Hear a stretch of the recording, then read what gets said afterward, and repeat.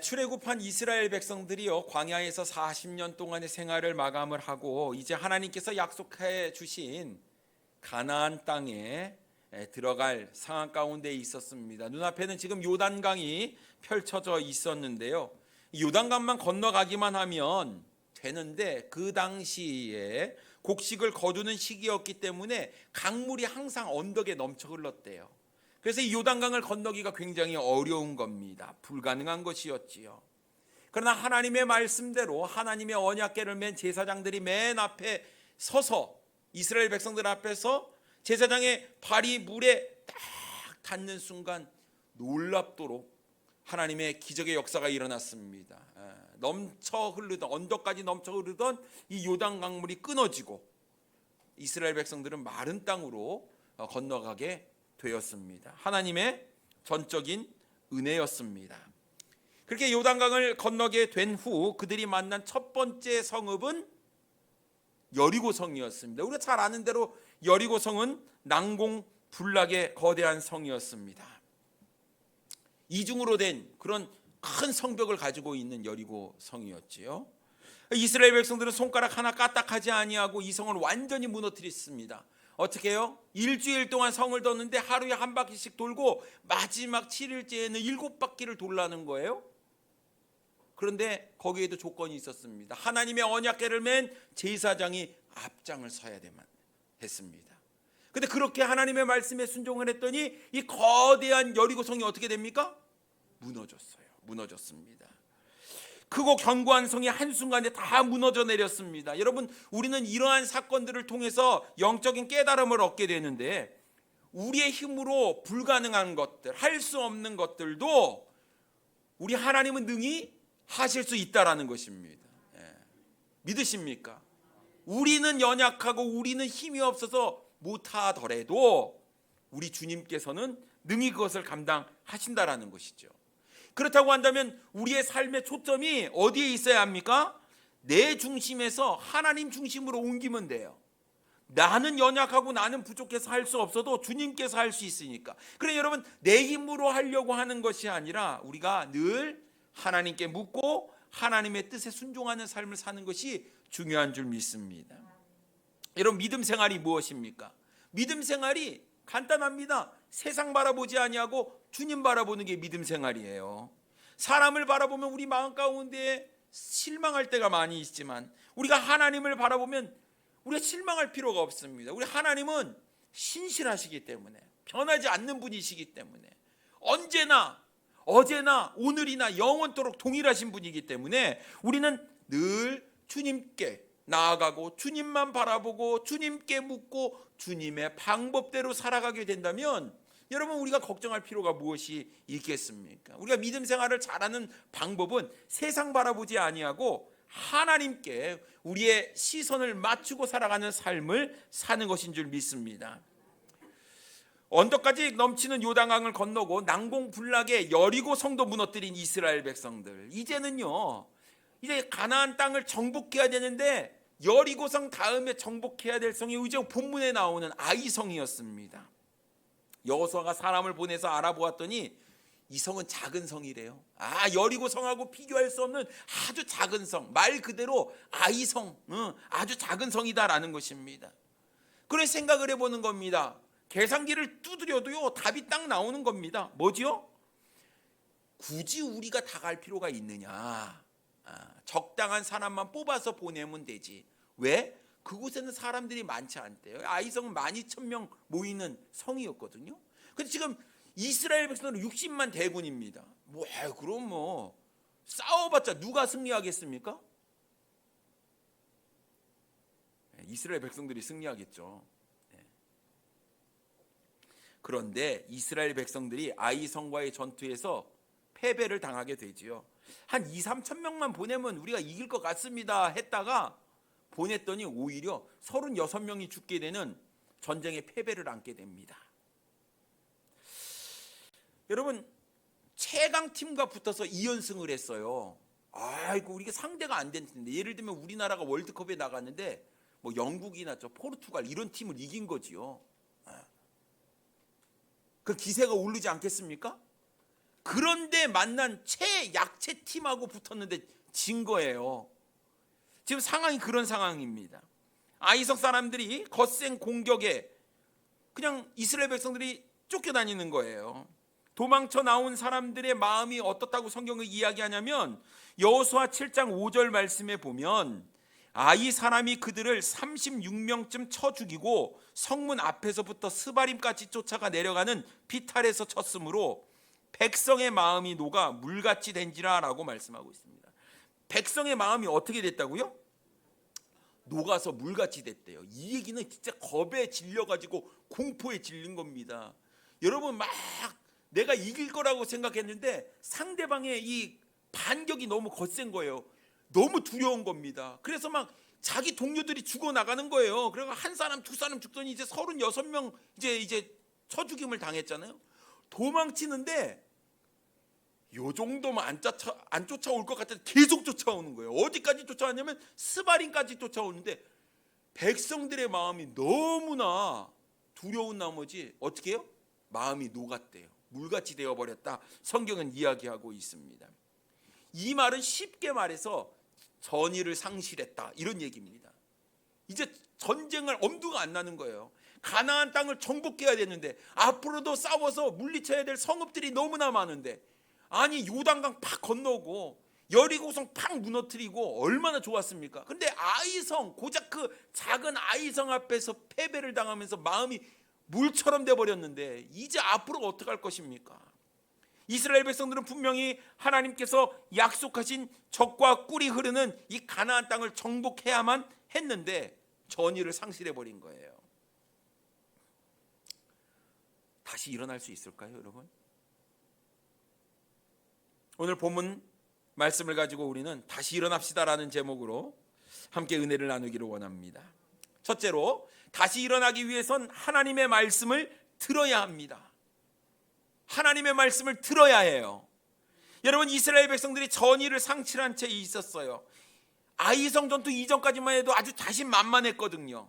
언덕까지 넘실대는 요단강도 그냥 가뿐히 건넜습니다. 마른 땅으로 건넜죠. 난공불락의 여리고성도 무너뜨렸습니다. 승승장구했어요. 두려울 것이 하나도 없었습니다. 충격이었죠. 근데 아이성에서 패배를 했으니까 말입니다. 아니, 아무리 생각해도 이건 있을 수 없는 게요. 우리가 지금 60만 대군인데 고작 12,000명 사는 그 성읍을 못 물리쳤다는 게, 여러분, 이게 말이나 됩니까? 상상조차 할 수 없는 일이 지금 벌어진 거예요. 그런데 이미 그들의 마음은 어떻게 되냐면 녹아서 물같이 됐어요. 전의를 상실했습니다. 코가 납작하게 쏙 들어가 버렸어요. 전쟁에 한번 패하고 나니까 전쟁하려는 엄두가 나지 않는 겁니다. 전쟁만 생각만 해도 두려움에 떠는 것이죠. 근데 여러분, 한번 생각해 보세요. 이스라엘 백성들이 요단강을 어떻게 건넜냐 하는 거예요. 여러분, 자신의 힘으로 건넜습니까? 이스라엘 백성들이요? 아닙니다. 아니에요. 하나님의 말씀대로 순종했더니, 하나님의 방법대로 했더니 건넌 거예요. 근데 그 앞에는 뭐가 있었다고요? 하나님의 언약궤를 맨 제사장이 있었다고 이야기를 하는 거예요. 그 얘기는 뭐냐면 하나님께서 친히 하시는 일이다. 왜냐하면 언약궤는 하나님의 임재하심을 나타내는 것이기 때문에 이 일은 다 하나님께서 계획하시고 하나님께서 이루어지시는 일이다라는 거예요. 여리고성 전투도 마찬가지였습니다. 여러분, 생각해 보세요. 왜 이 하루에 한 바퀴씩 도는데 말하지 말라고 그랬을까요? 침묵하고 돌라고 그랬잖아요. 왜 그랬을까요? 말했다가는 좋지 않은 그런 것들이 전달될까 그런 것 같습니다. 여러분, 생각해 보세요. 가는데 지금 여리고성을 이렇게 일주일 동안 도는 거예요. 여러분이 돈다고 생각을 해보십시오. 도는데 말을 하라고 그랬으면 분명 이런 얘기 할 겁니다. 이 중에 그런 분들이 계실 거예요. 야, 돈다고 무너지겠어? 분명히 있습니다. 네, 제가 누구라고 얘기 안 하겠지만 분명히 우리 마음까지 그런 게, 야, 이런다고 여리고성이 무너지냐? 이런 마음들이 있을 거예요. 그러면 그 옆에 있는 사람이 그 얘기를 듣다가 그러겠죠. 그러지? 무너지겠어? 분명 이런 사람도 있어요. 가만히 있다가 누가 얘기하면 맞장구 치시는 분들이 있어요. 아마 이스라엘 백성들도 그런 사람들이 있었을 것 같습니다. 하나님이 하시는 일에 아무 소리도 내지 말아라. 설령 네 마음 가운데 확신이 없어도 돌아라. 무조건 돌아라. 침묵하고 돌아라. 그랬는데 돌았더니 어떤 일이 벌어졌습니까? 무너진 거예요. 하나님의 말씀대로 무너졌습니다. 이 모든 것은 하나님께서 하시는 거구나. 이것을 우리가 깨달아야 된다는 것이죠. 그렇다고 한다면 여러분, 아이성 전투는 어떻게 해야 됐을까요? 하나님, 이거 어떻게 해야 될까요? 물어봤어야죠. 그렇지 않습니까? 지금 하나님의 방법대로 해서 지금까지 왔다고 한다면 하나님께 물어야 되는 겁니다. 그런데 그들은 하나님께 묻지 않았어요. 왜 그랬을까요? 첫째는 자만심에 빠져서 그렇습니다. 우리가 이렇게까지 왔는데 2연승했는데 이런 마음이 있었을 거예요. 두 번째는 아이성을 너무 얕잡아 봤다라는 것이죠. 이런 생쥐도요, 궁지에 몰리면 고양이를 물어버립니다. 왜냐하면 살아야 되니까. 아이성이 그랬던 것 같아요. 어차피 죽을 거 에라 모르겠다, 싸우나 보자 하고 나갔더니 이스라엘 백성들이 마음이 물같이 녹아버린 거죠. 그러니까 여러분, 우리가 하는 일에 우리의 생각과 우리의 판단대로 해서는 안 된다는 거죠. 여러분 생각해 보세요. 내가 감당할 수 없는 일이 있을 때 하나님 찾습니까? 안 찾습니까? 찾아요. 주님 어떻게 해야지요? 제가 이거 해결할 능력이 없습니다. 방법이 없습니다. 주님 도와주세요. 주님의 능력이 필요합니다. 엄청나게 우리 하나님께 부르짖고 간구하고, 그게 우리의 마음입니다. 그대로 한번 생각해 보십시오. 내가 감당할 수 있는 것 같아. 내가 이거는 충분히 내 능력으로 할 수 있을 것 같아. 그럼 여러분 어떻게 해요? 기도 잘 안 해요. 이건 이렇게 하면 되지. 아마 이런 생각이 먼저 떠오를 겁니다. 이스라엘 백성들도 그랬습니다. 자만감에 빠져서 자신의 마음대로 한 거예요. 하나님께 묻지 않았습니다. 너무 얕잡아 본 것이 큰 잘못을 범한 것이었지요. 그래서 여러분, 우리가 생각해야 될 것이 무엇입니까? 우리가 하나님의 축복을 받았을 때 조심해야 돼요. 하나님께서 내 삶 속에 평안함을 주셨을 때, 이때 여러분 우리가 긴장을 놓쳐서는 안 됩니다. 우리가 하나님의 은혜로 성공했을 때 우리는 자만하지 말아야 하는 것이죠. 그것이 내가 뛰어나서, 내가 출중해서, 내가 능력이 좋아서가 아니라 하나님께서 이렇게 나에게 은혜를 베풀어 주셨네 라는 마음이 있을 때 우린 늘 하나님께 나아가 부르짖을 것이고 하나님께 간구하게 될 것이에요.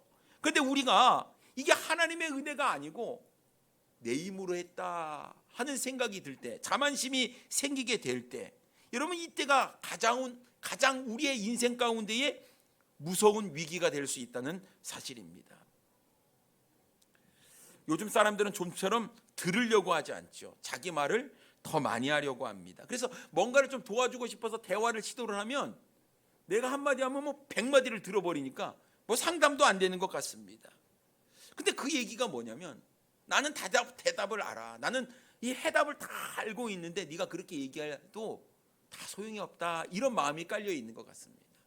왜 우리가 하나님께 간구하고 기도하지 못합니까? 그래도 아직 내가 뭔가를 할 수 있는 여력이 남아있다라는 생각이 들 때 우리가 하나님께 부르짖지 않는 것 아니냐 하는 것입니다. 그런데 여러분, 아직도 이렇게 할 말이 남아있다는 것은 자만하다는 이야기고 아직도 자아가 살아있다라는 이야기입니다. 이스라엘 백성들이 이 아이성과의 전투 가운데서 패한 다음에 완전히 코가 납작해졌어요. 이거 내 생각대로 하니까 안 되더라, 이제 어떡하냐, 마음이 물같이 녹아버려가지고 전의를 상실한 채 있었는데, 이때 우리 하나님께서는 다시 이스라엘 백성들에게 말씀을 하시는 거예요. 그 본문 1절에 이렇게 이야기합니다. 여호와께서 여호수아에게 이르시되 두려워하지 말라, 놀라지 말라, 군사를 다 거느리고 일어나 아이로 올라가라. 보라, 내가 아이 왕과 그의 백성과 그의 성읍과 그의 땅을 다 내 손에 넘겨주었으니 라고 말씀하고 있습니다. 두려움에 떨고 있는 여호수아에게 말하는 거예요. 두려워하지 마, 놀라지 마라, 주님 말씀하시는 겁니다. 그리고 이제는 군사를 다 거느리고 일어나서 아이로 올라가라 라고 이야기를 하는 거예요. 그 이유가 무엇입니까? 이 아이성의 왕과 백성과 성읍과 그의 땅까지 모두 다 내 손에 넘겨주었다라고 하나님께서 말씀하신 거예요. 이 하나님 말씀입니다. 이제 하나님의 말씀을 들었어요. 처절한 실패의 끝에 하나님의 말씀을 들었어요. 다 넘겨주었다고. 그래서 올라가라는 겁니다.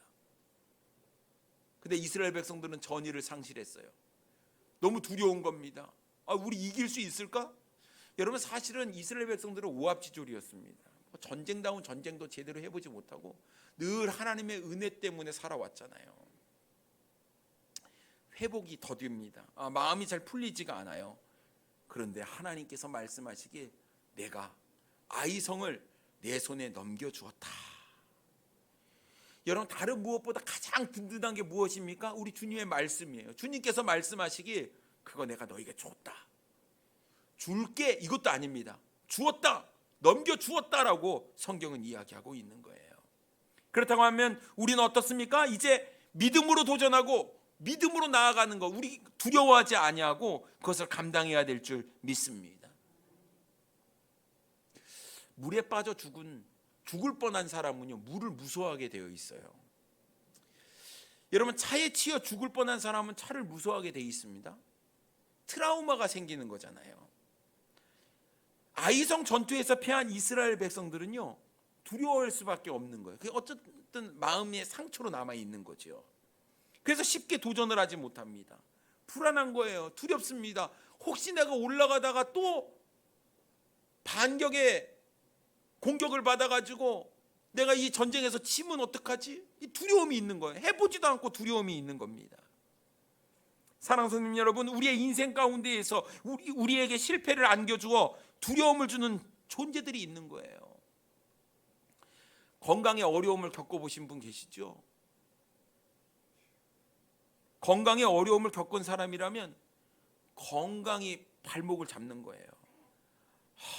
나 이거 참 감당할 수 있을까? 내 체력이, 여러 가지 생각이 드는 거죠. 여러분, 직장이나 어떤 일에 있어서 어려움을 겪어보신 분들은 이게 좀 어렵습니다. 어떤 상사와 동료 사이에 불이익을 당한 사람이라고 한다면 이 직장에 마음을 두는 것이 쉽지가 않아요. 우리가 잘 아는 뉴스에서 보면 군대에서 이 여군이 어떤 성적인 그런 피해를 입었는데 이거를 막 얘기하는 거예요. 나 지금 이거 어려움을 당했다. 그 상담소 가서 얘기했는데 그럼 어떻게 됩니까? 살 수가 없는 거죠. 그래서 자살하는 그런 뉴스를 우리는 접하게 되었습니다. 힘든 거예요. 감당할 수 없는 거죠. 근데 여러분, 이러한 상황 가운데 우리가 이러고 살아야 되냐 하는 것이죠. 아니에요. 극복해야 되는 겁니다. 그렇다고 하면 우리가 이것을 극복하기 위해서 어떻게 해야 될까요? 하나님의 말씀을 들어야 돼요. 절대로 내 생각을 먼저 내세우지 말고 자만심을 내려놓고 주님, 어떻게 해야 될까요? 라고 물을 수 있는 그 마음, 겸손한 마음이 우리에게 필요한 줄 믿습니다. 여러분, 절대로 섣불리 행동하지 마십시오. 이전에 내가 승리했던 경험, 이전에 내가 성공했던 그 경험을 가지고 오늘도 내가 승리할 것이라고 여러분 자만 속에 살아가면 안 된다라는 거예요. 상황은 변할 수 있습니다. 우리의 환경이 변할 수도 있어요. 하지만 영원토록 변하지 않는 분이 바로 우리가 믿는 주님이십니다. 그렇다면 주님께 우리가 나아가야 되고 주님의 말씀을 들어야 하는 것이죠. 여러분, 교만한 사람, 자만한 사람이 하나님께 묻지 않고 하나님의 말씀을 듣지 않는다라는 사실입니다. 그러니 여러분, 우리가 다시 일어나기 위해서, 우리의 전의를 회복시키기 위해서 우리가 해야 될 일은 철저히 주의 말씀을 듣는 거예요. 들으십시오. 여러분, 귀를 여시고 마음을 여시고 주님의 뜻이 무엇입니까? 우리가 주님께 먼저 물을 수 있는 우리 사랑하는 성도님들 되기를 원합니다. 두 번째로, 다시 일어나기 위해서는 오직 하나님의 말씀대로 행해야 합니다. 이제 하나님께서 이스라엘 백성에게 아이성을 어떻게 공격해야 될지 알려주셨어요. 2절 말씀 보겠습니다.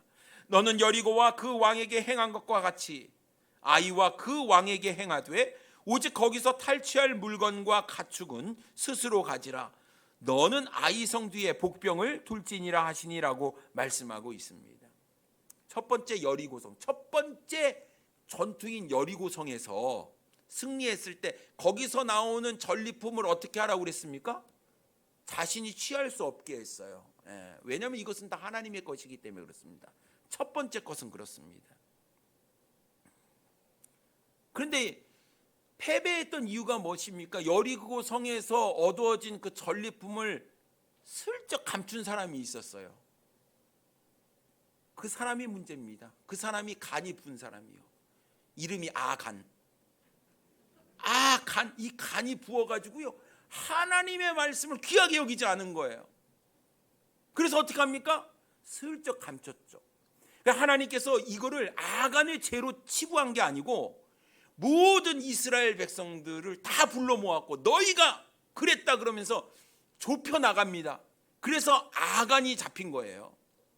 나는 안 했어요. 이게 아니라 이것이 다 누구의 문제냐면 이스라엘 백성의 문제라 주님께서 말씀하십니다.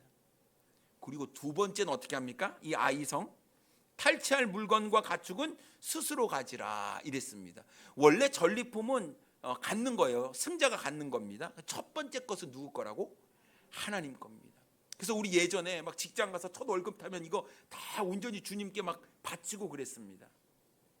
지금은 어떻게 해요? 내가 살기가 바쁘니까 못하죠. 첫 번째 것은 주님 것이었다 이렇게 우리가 드렸던 아름다운 미풍양속이 있지요. 첫 번째 것은 주님 것이었어. 그래서 첫 번째 장자도 주님께 드리는 첫 번째 것은 굉장히 소중한 것이었습니다. 하나님의 것을 인정하라는 이야기였죠. 그 다음에 아이성의 것은 그 다음 너희가 가지라고 이야기를 했어요. 이스라엘 백성들이 그때 내가 안 했어야 되는데 하고 땅을 치면서 후회를 했겠지요. 어쨌든 그래서 아이성의 전투에서 실패를 하고 이제 두 번째 다시 아이성을 공격을 하는 그런 상황 가운데 있습니다. 하나님이 이야기했죠. 야, 너 나한테 안 물어봐서 그러는데 원래 이 아이성을 공격할 때는 매복 작전을 해야 된다. 그래서 아이성 뒤에 복병을 두어야 한다라고 말씀하고 있습니다. 그러면서 구체적으로 말씀해 주셨어요. 3절과 4절 말씀에 보면요, 이에 여호수아가 일어나서 군사와 함께 아이로 올라가려 하여 용사 3만 명을 뽑아 밤에 보내며 그들에게 명령하여 이르되 너희는 성읍 뒤로 가서 성읍을 향하여 매복하되 그 성읍에서 너무 멀리하지 말고 다 스스로 준비하라 이렇게 이야기를 하고 있습니다. 참 우리 주님께 물어보면요 구체적으로 다 알려주셔요. 근데 우리가 묻지 않으니까 내 뜻대로 하다가 넘어지고 실패하게 되는 것입니다. 그렇다고 한다면 왜 하나님께서 여리고성 전투와는 다른 아이성은 매복 작전을 명령하셨냐 하는 겁니다. 여러분, 우리 하나님께서는 모든 것을 다 주관하시는 분이시잖아요. 모든 걸 다 아시는 분입니다. 여러분, 이 아이성의 특이한 지형 때문에 그랬어요. 여리고는요 해저 마이너스 250m입니다. 해발 마이너스 250m. 그러니까 이게 바다 높이보다 낮은 거죠. 근데 아이성은 해발 520m, 그러니까 800m 정도 차이가 나거든요. 그러니까 전략을 수정을 해야만 했습니다.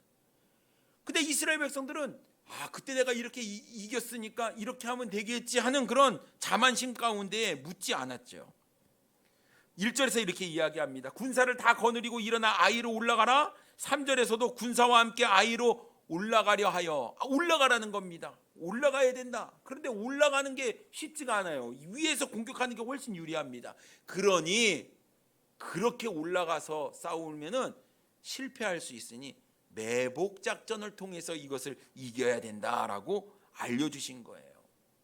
뿐만 아니라 아이성 사람들의 성향을 이용했습니다.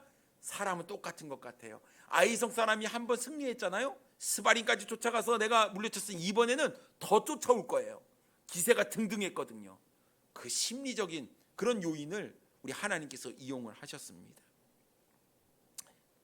그러니요, 여러분, 모든 것을 다 알고 계신 하나님께 물어보면 대답을 얻을 텐데 우리의 어리석은 한계가 있는 지혜로 묻지도 아니하고 내 뜻대로 하는 것이 얼마나 어리석은 일입니까? 하나님의 말씀을 들었어요? 그럼 우리가 해야 될 일은 그 말씀에 순종하는 겁니다.